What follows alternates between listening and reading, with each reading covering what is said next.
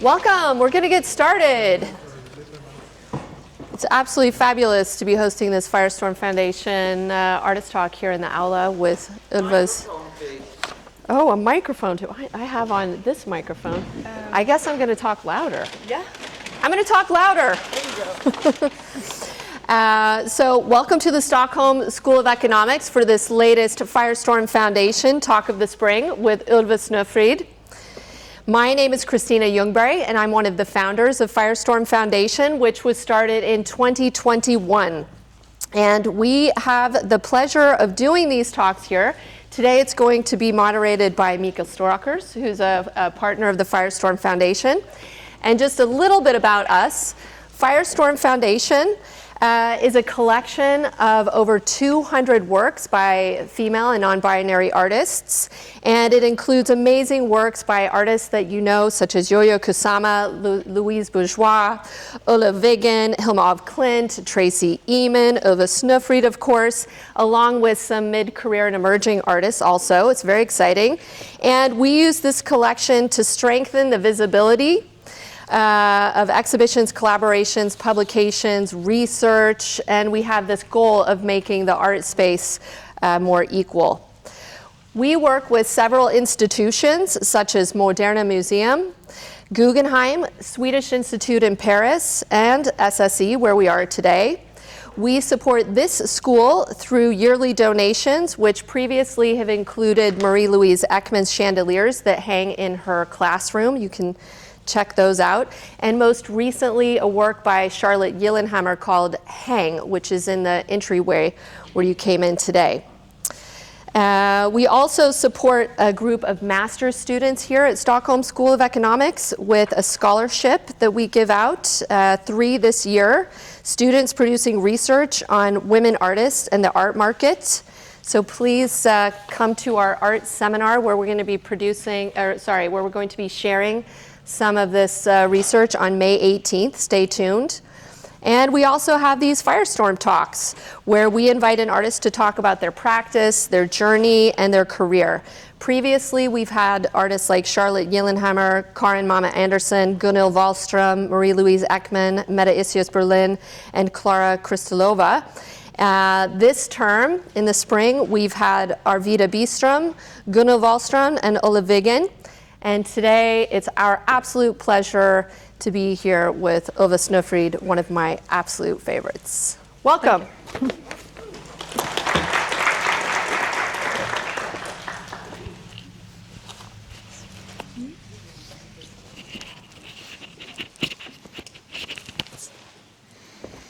Thank you, Christina, and I'm happy to join and have this talk with you, Ylva. And yeah, we're actually sitting right in one of your installations based on a performance you did some years ago, but we're going to talk about that installation and performance later. You're everywhere right now. You're going to open later on a fantastic exhibition at Liljevalchs, and we're going to talk about that too. But let's start from the beginning. You're born 1974, and you were admitted already when you were 18 to Royal Institute. Or to the Royal Institute of Art at 18. And you have spent some decades now kind of creating this, one of the most important practices we know of as an artist. And you've been exhibited at the Istanbul Biennial, Performa in New York, Art Basel, Palais de Tokyo, and many other places. But how did it, like, if we start from the beginning, like how did you grow up? Did you have like artists around you, and then what was your like first inspirations early on? I think one of my first inspirations in life, except my mother and father, that was very spiritual and cool somehow in the 70s. They were very young, 21, so both of them meant a lot because, for instance, my father, he went to Konstfack, and he was also accepted as when he was 18, but he didn't tell his family. Since they didn't approve of it? No, he grew up in Nockeby, and it was like the idea, like a suburb in Sweden. Can I stand? Yes. Yes. Yes, you can stand. Do you hear me? Yes, because Christina was not. Okay, we can Is it- stand up. Let's stand up. Or sit on the floor. Yes, I have we a can hard perform. time with the chair. No. Okay, so I grew up I was born in the north of Sweden, and my mother's mother was very important for me as a source of inspiration. Why? She was English from the beginning. Huh? Okay, louder. She was English and Scottish. I don't think it's a microphone Kan du se for om vi kan this. få igång det?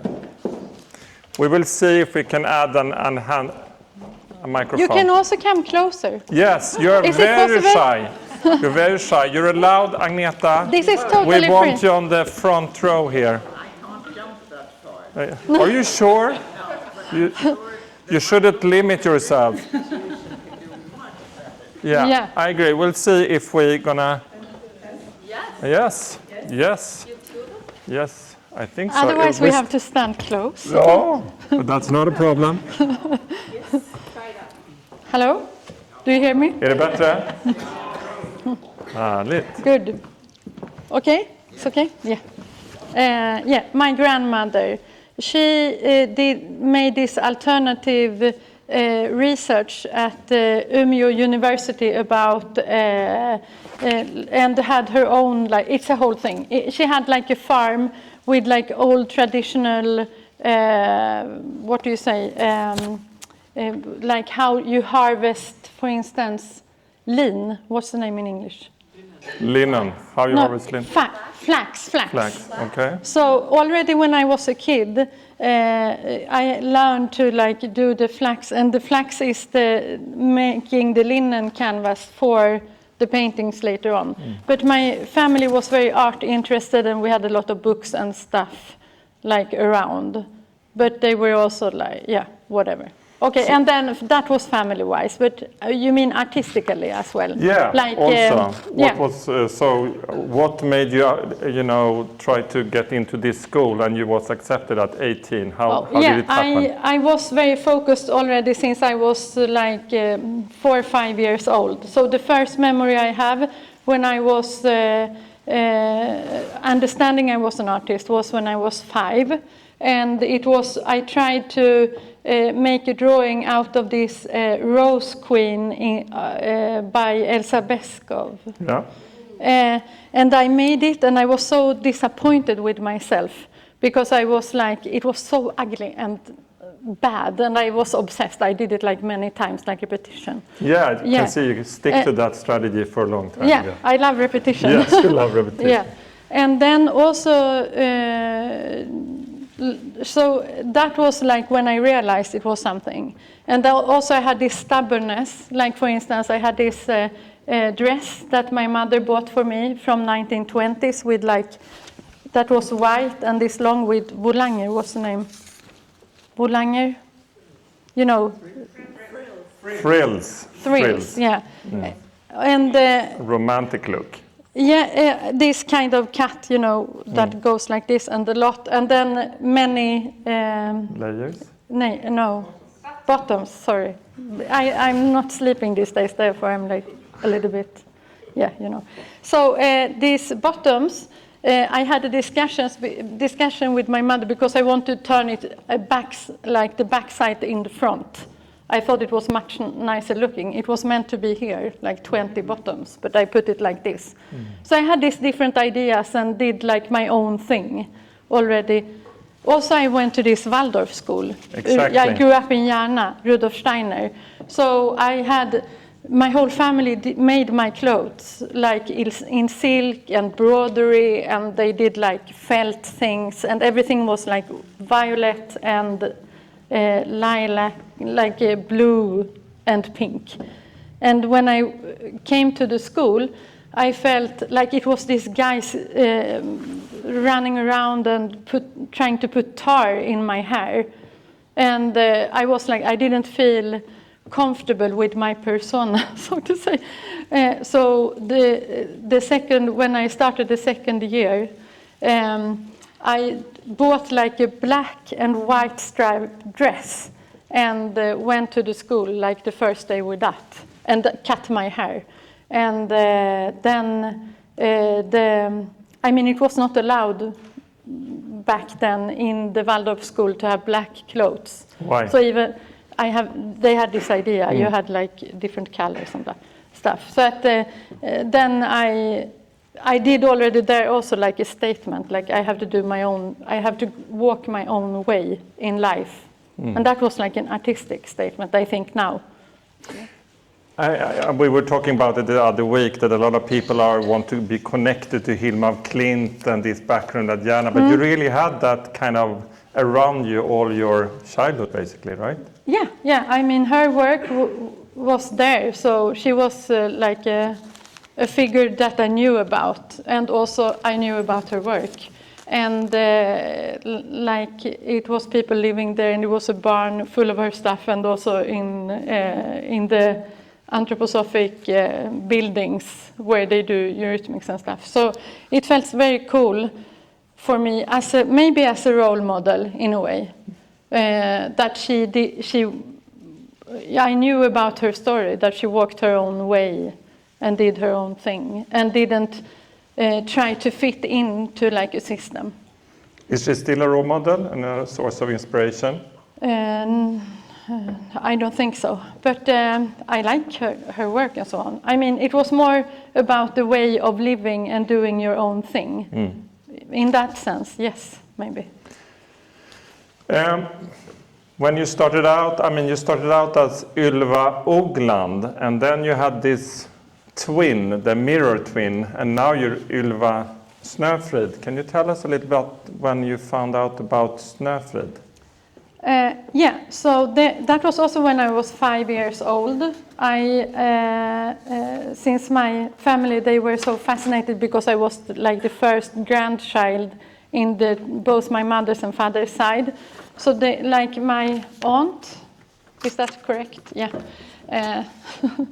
So she wrote down my first like poem because I were often riming and did these rhymes about when I talked. So she wrote down one of my poems, and it's about Snöfrid. So it started already then, and yeah.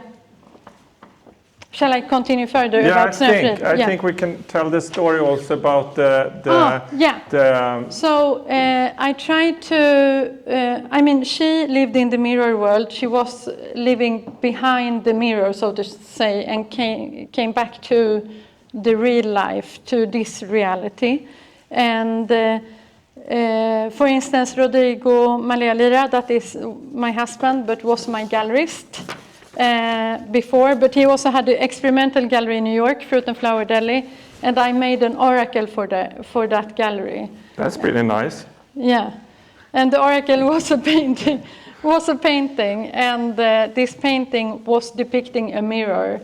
And yeah, she came through to this world in different ways. Like she made art, she participated in interviews, she I did many distillations of her so you could drink her soul. And also I did this marionette doll, my own size, of her. And after a while, she became so strong. She had such a strong presence. So basically to get rid of her, we became one. And that happened here in Montpellier 2017. What happened during this transmutation? Yeah, so naturally I would talk in a we form, but I talk in an I form. But we are two in one now. Yeah. So a transmutation is like when two or more things goes together and become something third. And this is what happened. And during this show that was curated by Nicolas Bourriot, I had an 8-hour-long performance ritual where I was sitting on this painting with the other painting in the back that was like an allegory of mine and Snöfrid's life. And I was sitting in this tipi, and then I had a mirror, and I put the mirror, I had the stay-ups and then a long dress. but no one saw. But I went inside the mirror and met through I used the vagina as a portal for like our connecting birth, so to say. It's really, yeah. So that was what happened, and then I served her elixir and like another thing on these paintings that was painted of the vagina with different elements, like a candle and different things. So I invited people to sit down on the painting with me here, and they were drinking her soul and did this transmutation possible during this 8-hour long performance. Yeah, here you can see the small paintings and the alcohol and my wisdom tooth. That was the part of me, and then Snöfrid was the elixir. And after this, since our transmutation, I have these joints. It's her joints from my marionette doll. So I'm like building her up on top of me with these gold joints. So we are in a constant ritual, basically, day and night. And how does it feel afterwards when I become we? What happened? It felt so satisfying because also now we can like, Ylva could be more free, so to say. And Snöfrid could take like a material form in life. So it was like meant to happen for real. Yeah. And this is one example of your performances and rituals, and you have a strong relations to rituals and performance. How come? How did it happen first? Why is this performative part of it? Because you're a brilliant painter, obviously, but you also are doing and performing all these rituals. Yeah. How So did do you it have start? this image, Amanda, with the family? Yeah, so for instance, here is our home in Athens. So I had a solo show in Bonnier's Konsthall 2015, something like that, or 16, 15. And then after this, we moved to Athens. And this is, if you can see here on the table, that's paintings and paintings on the back. So I started to build the home as this is called the Painter Studio in the Shadow World. And it was like, the show in Bonnier was fantastic for me to do and very existential and personal. But here I asked the family if they wanted to move with me. We did it as a decision together, and I started to think more how to develop myself and my language in a more secluded way, basically. So people were all invited here just as guests, even if they were like art people too. And they were eating on paintings, and we were also, as we do today, sleeping on paintings and so on. And this, it was like a horse cure, like to toughen up the paintings through different rituals from life. Like Munch did too, Like right? Edvard Munch did when he put his paintings out in the snow. I have been burning my paintings, putting them outside. They are going through different stages in life and get traces of life. So the ritual for me is like the core base of being a human being, or maybe a bird. Also, they also have rituals, kind of, with dance, or other animals also start to do.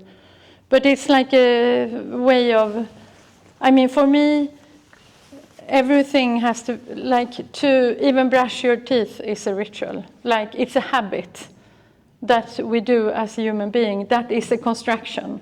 We don't need, I mean, we are also animals. But it's an animal way as a human being to do something. And because for me, since I was like a child, or since I was a teenager, I didn't go to gymnasiet, the high school. High school, no? Yeah, I went directly to the art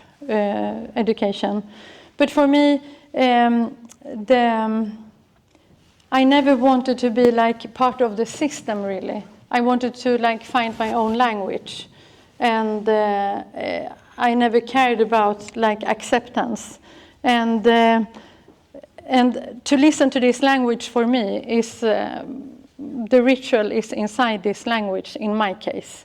And for instance, another thing is that I never have a studio. I always work at home. The home is the art I'm surrounding myself with, and or in institutions. But where did you learn? I mean, we're gonna talk about this performance ritual. You did it for, I think, 2 weeks, and you were sitting outside Stockholm School of Economics. People were passing by outside, and you were making these beautiful paintings. Other artists would rather die than have people around them when they are in the studio. And you have this kind of enormous focus when you just, is that from Waldorf? Where did you get that total? I think it's from within. But also, like, for instance, Bach, he had like how many children? 6, 10 children. And he was like writing all his pieces at home with all the people around. I think it's a good, I love distraction at the same time as I focus. It's fantastic. It's like a meeting. It's like being on the edge of the world, basically. It's, I mean, of course, it's if someone is coming and harassing, it's kind of complicated, but otherwise it's fine. And you were sitting, if we tell the story about this, you were sitting outside Stockholm School of Economics for how long? I think it was 2 weeks, and it was good weather. It was May. It was like this time of the year. Yeah. And when I see the paintings are here and back there looking, so the person standing here gets 2 eyes on, and the audience also gets the eye, like a gaze on them. Yeah, this is basically what I need. It's like, as the title say, from the eyes of the painter. It's like, if you see in detail, it's actually, you could see the house, the facade of Handels in the iris. In the eyes, yeah. And also the painting in the painting. What was your question? No, that was basically how long it took and how you could focus for such a long period, and what this installation is all about, because you're portraying the world around you, right? Also when you're doing these portraits. You include Stockholm School of Economics, the people passing by. Yeah, it's an existential experience, I think. So, and that's what I have catched. But it's like a frozen moment in time. And yeah, that's it, basically. Great. They look fantastic here. Another fantastic thing coming up is obviously Liljevalchs. I mean, I've never heard of a project like this for a Swedish artist. You're not, to me, mainly Swedish, but it's really a strong project coming up with, you're gonna, enter and exhibit at 13 rooms at Liljevalchs, filling up all of the old building. Building, yeah, basically. Only the old building. That's sad. Yeah, and also working with the Royal Dramatic Theatre, and we're so excited about this. It will open around midsummer. So if you are not invited to any midsummer parties, you know what to do. It's on the summer solstice, the Sunday after the Midsummer Eve. And yeah. Can you just give us a sneak, kind of tell us a little bit what's going to happen without revealing too much? Yeah, it's based on the 9 Greek Muses and 4 elements. And it's like a living artwork, and it's a the work will be like frieze, like a little bit like Edvard Munch, the frieze of life. It's like different stages in life in different rooms. Like the first room is more like a fool's room. It's the Muse Urania, and she stands for astrology and astronomy. And I have this like a riddle that I have made for myself and the audience and Liljevalchs' fantastic team. And it's about So this is just an example. So room 1 is about the artist as the artist, and the artist as a fool and an idiot, and the one who shows the way and is like a truth sayer in society. And so that's that room. Here you can, as a ritual, I made a tarot card kind of game inside the show too, like a card deck. And so you get these different kind of rituals you can do, 34. All people visiting can do this. Yeah. So it's like 3 different grids on the show. One is the rituals, one is the collaboration with the Royal Dramatic Theatre and Rebecca Hemse. That is fantastic, I can talk more about that. But coming to, and the third is like other collaborations with like mathematicians, musicians and different people. So basically, I open up all the work for a dialogue situation. What was I going to say? Like the tarot cards. The tarot cards, yeah. So for instance, in room 1, there are 2 rituals you can perform. You can write your own biography.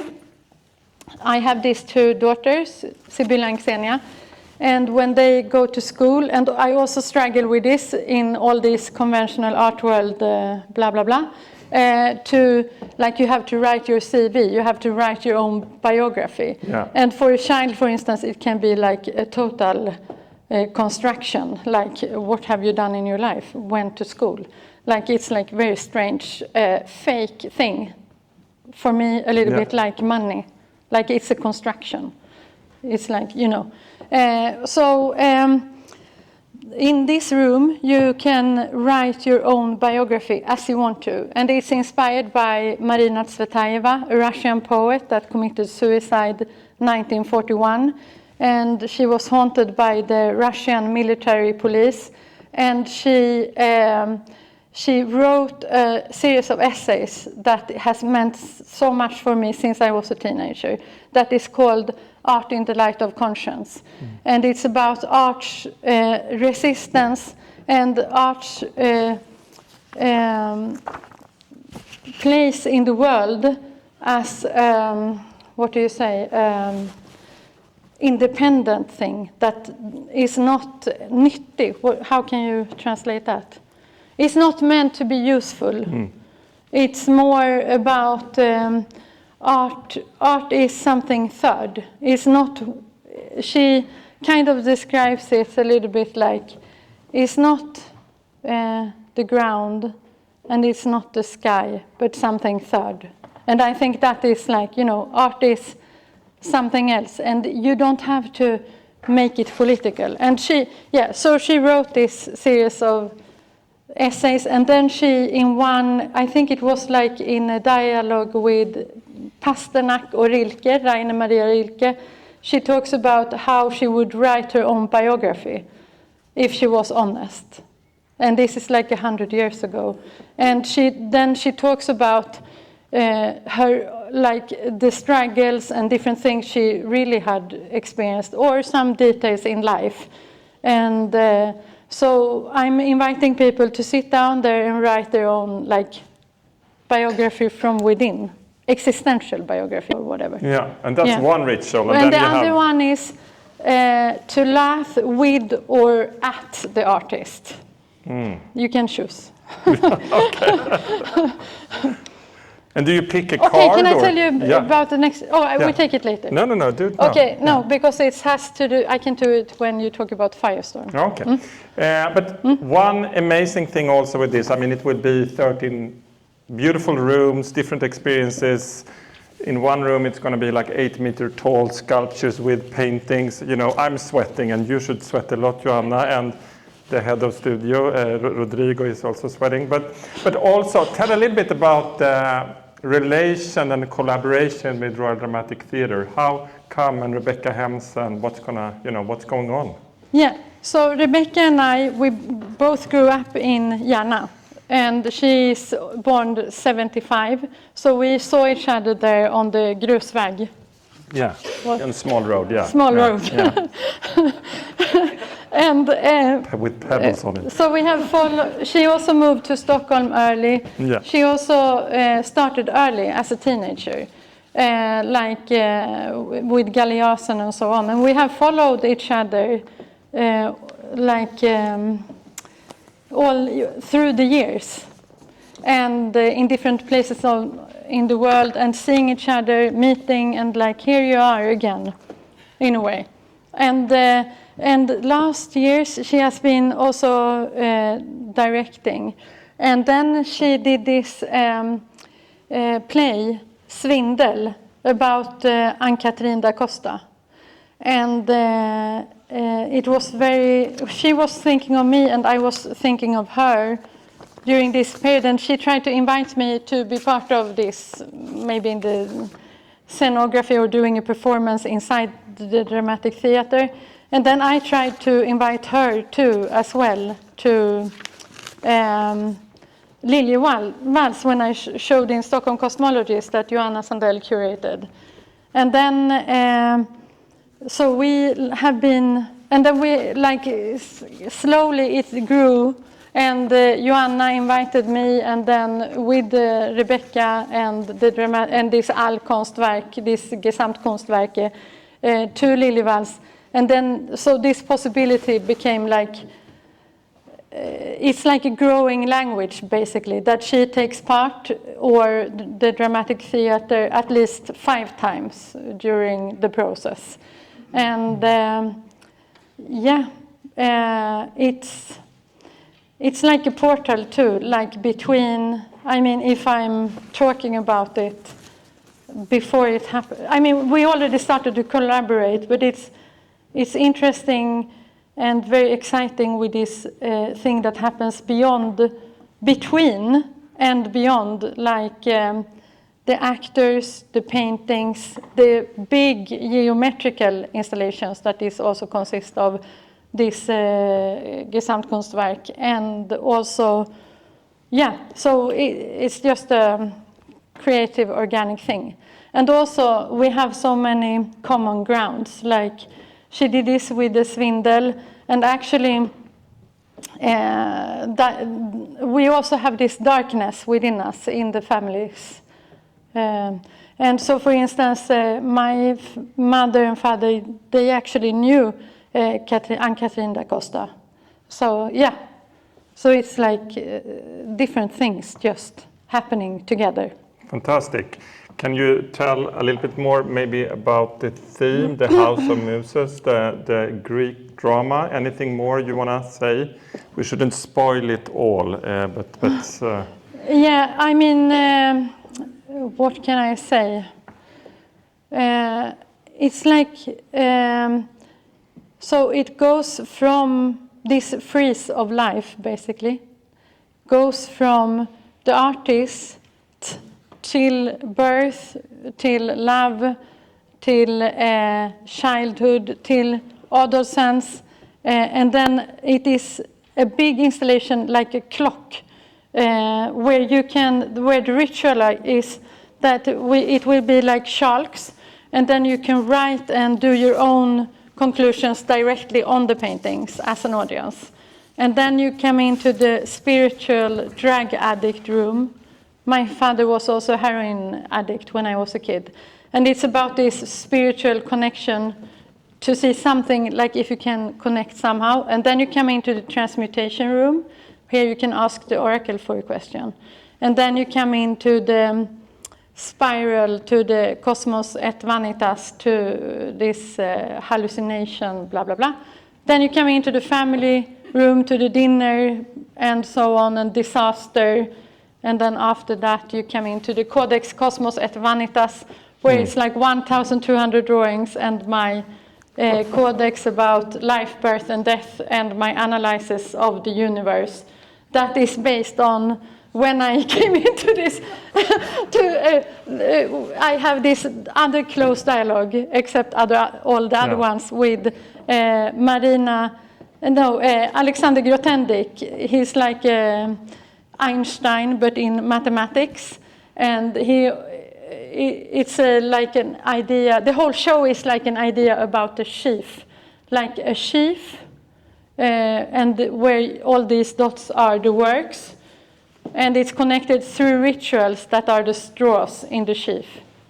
I also have this one, and then now we are on room 12. 12? No, 11. Wow. And We've then done 12 rooms? We are 2 left. 2 left, okay. Yeah. So, and then after that is Enigma, and that room is all these ideas. Everything becomes like points, and it's about that everything is one, all is one. And the last big room is the sculpture hall in Liljevalchs, and there it is the dream rite, and where you can dance on paintings. And one of the rituals is that you find these different dots, and it's like a pattern, but also like chaos. And then you can make your own dance and your all like own rhythm of the universe. It's like the event horizon between the dark matter and the black hole and the reality. It's about spaghettification and... Spaghettification? Yeah, it's a concept. It sounds like a concept in finance, right? Spaghetti. No, it doesn't. Spaghettification is in the event, at the event horizon, you become like spaghetti. If you're going into the black hole, this is a theory. I mean, I don't know if they We're not sure, but it could happen. Okay. Yeah, they are totally into that, the scientists. So then the whole body, you are still existing. But like, for instance, if you take the body as an example, you will be dragged out like spaghettis. Therefore, it's called spaghettification. When you're in the event horizon before you go into the black hole. Oh, so this is like a portal between the black hole and the reality we live in. And that's the dream, right? Yeah. Now we have the 13 rooms. And then I also have outside, like fire, earth. The best with Johanna and the whole team at Liljevalchs is that they are fantastic. We have such a good collaboration. Yeah. So they say yes, and we are like just doing all these things together. That's fantastic. And you will perform rituals, the visitors will perform rituals, the Royal Dramatic Theatre will kind of perform something. So there will be a lot of things happening also, outside, inside the museum, Liljevalchs. We're really looking forward to that. We're just going to talk about some other works, Amanda, if we move on to the works in the Firestorm collection. And these are 3 beautiful paintings, and they were part of the Bonnier Konsthall solo show you had 10 years ago. Can you tell us a little bit about this? Yeah, are you going to ask me about this to be a female artist at this moment? We can do it now. Ylva, how does it feel to be a female artist? Or are you even a female artist? Or is it interesting? Yeah, as in, has it stopped it? No. Because I read these questions and I'm like, I have to go, like the birth and the like being a female artist maybe is connected. So I thought maybe we can take it in one. Exactly. Yeah. So because I don't see myself as a female artist, I'm born with the possibility to give birth, and the birth is for me, when I gave birth, it felt like a philosophical language, an existential ride, so to say, that was fantastic to experience. But I have this thought that is room number 2 in Liljevalchs. It is Polyhymnia's room. It means it's the muse of the many voices. And here you can kind of decide what to do, but also it's the room of the genius. And the origin of the word genius comes from genitalis, and it means to give birth. Therefore, I think everyone is a genius, and everyone is born, I mean, at least the females. That's my answer on this. But has it, I mean, I think, I know the answer to this, but has it ever stopped you being a female? Or not a female? No, I don't. I see. At school? What I'm saying is that I never see myself as a victim. I mean, all these knowledges I have as a human being bad and good. I mean, I thought about it yesterday. It's so crazy that we are going to die. It's like such a, I mean, we have to see it as a positive thing. But it's such a depressing thing.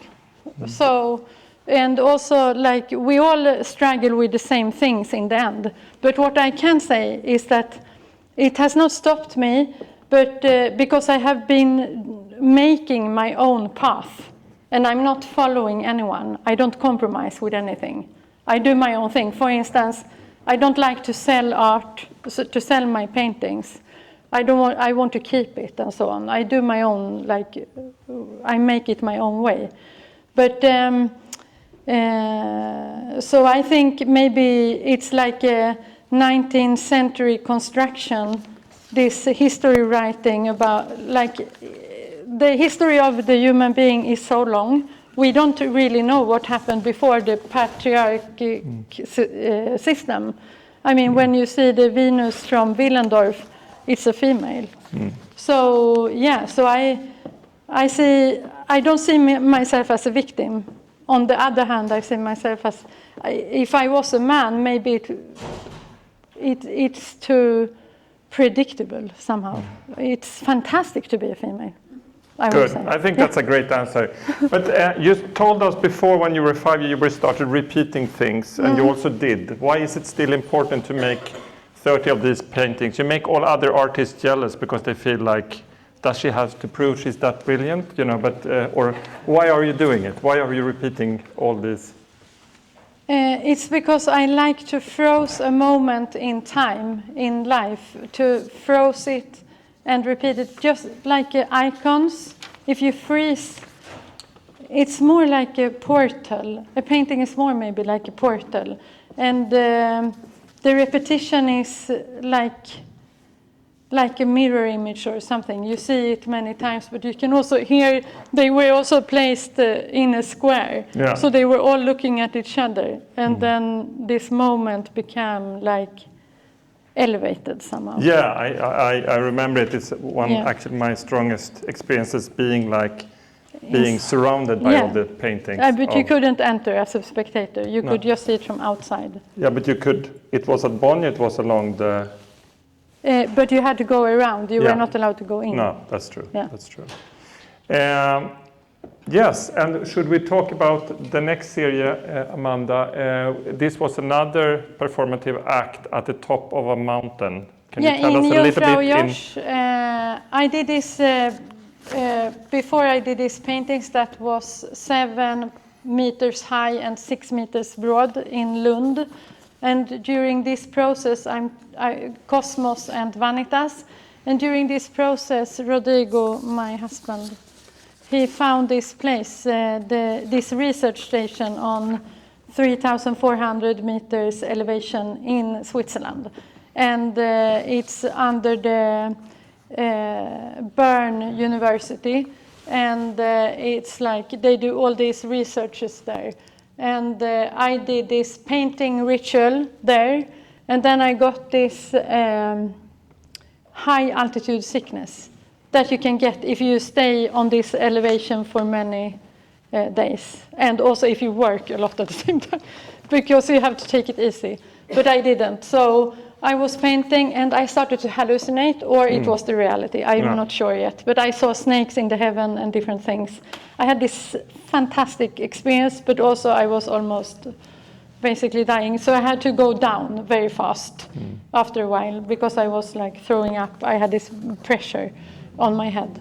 And then we went up again. And then I was there only for like 24 hours, and I did this spiral ritual. And this is my most important exhibition. It's like an exhibition for the universe where I like sacrificed my own art for the universe, so to say. Yeah.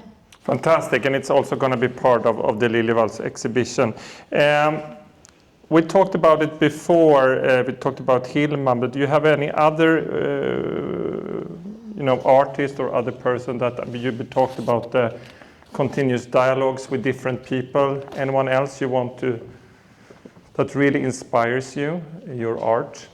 One that is very important when it comes to like the feeling of materiality somehow is Tarkovsky, because he had this like with the water, with the fire, that the film became something else than just a film. It's just not the format, but it's like, yeah, so he maybe This one. is one. Yeah.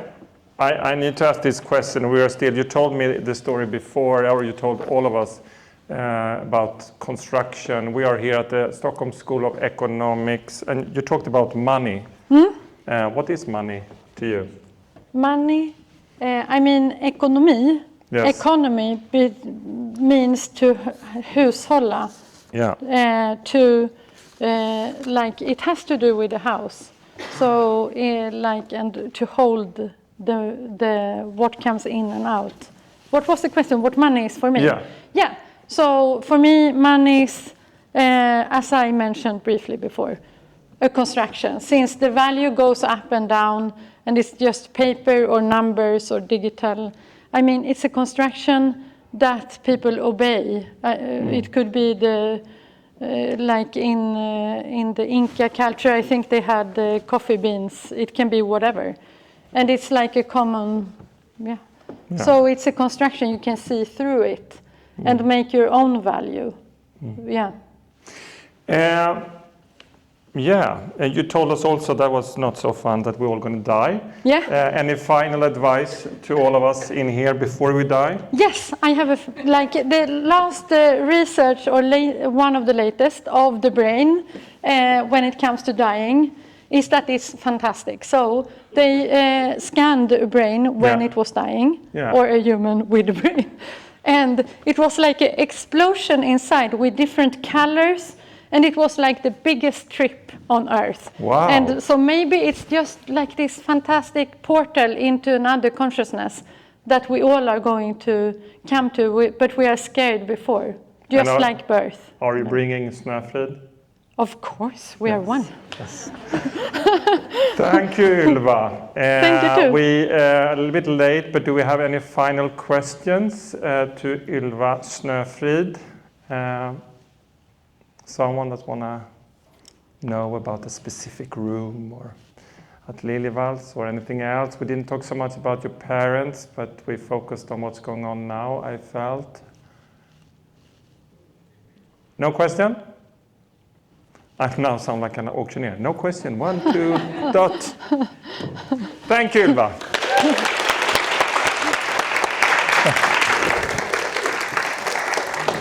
Okay.